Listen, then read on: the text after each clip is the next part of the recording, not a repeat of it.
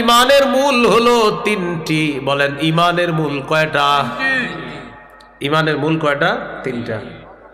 নবীজি বলেন ইমানের মূল হলো তিনটা। এক নাম্বার আল কাফু আম্মান ক্বালা লা ইলাহা ইল্লাল্লাহ। এক নাম্বার যে ব্যক্তি বলে লা ইলাহা ইল্লাল্লাহ তাকে কষ্ট না দেওয়া, এটা ইমানের মূল।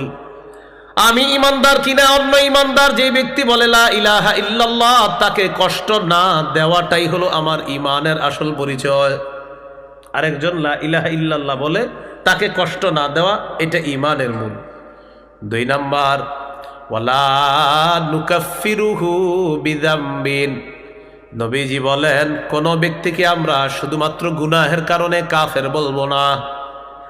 ওয়ালা নুখরিজুহু মিনাল ইসলামি বিআমালিন।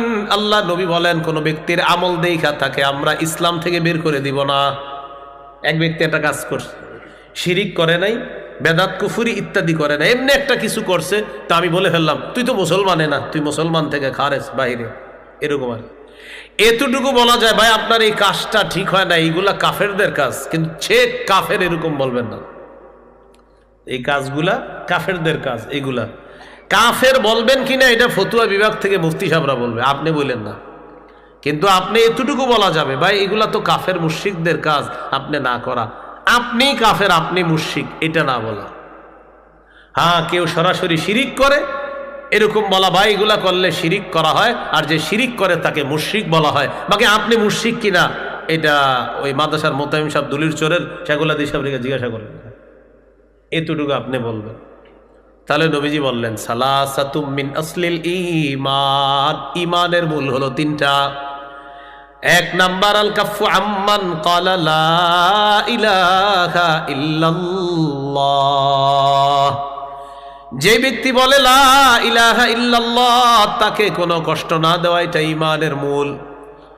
দুই নাম্বার ওয়ালা নুকাফিরুহু বিযামবিন, গুনাহের কারণে কোনো মুসলমানকে আমরা কাফের বলবো না। ওয়ালা নুখরিজুহু মিনাল ইসলামি বিআমালিন, কোনো কাজের কারণে তাকে আমরা ইসলাম থেকে বের করে দিব না।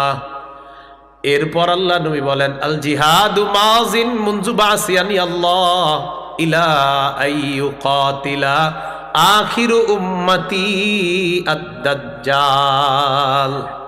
নবীজি বলেন আল্লাহ তাআলা যেদিন থেকে আমাকে নবী বানিয়েছেন সেদিন থেকে জিহাদের বিধান চালু থাকবে, কিয়ামত পর্যন্ত চালু থাকবে। এমনকি আমার উম্মতের সর্বশেষ দলটা দাজ্জালের বিরুদ্ধে লড়াই করবে, আল্লাহ তাআলা তাদেরকে বিজয় দান করবেন।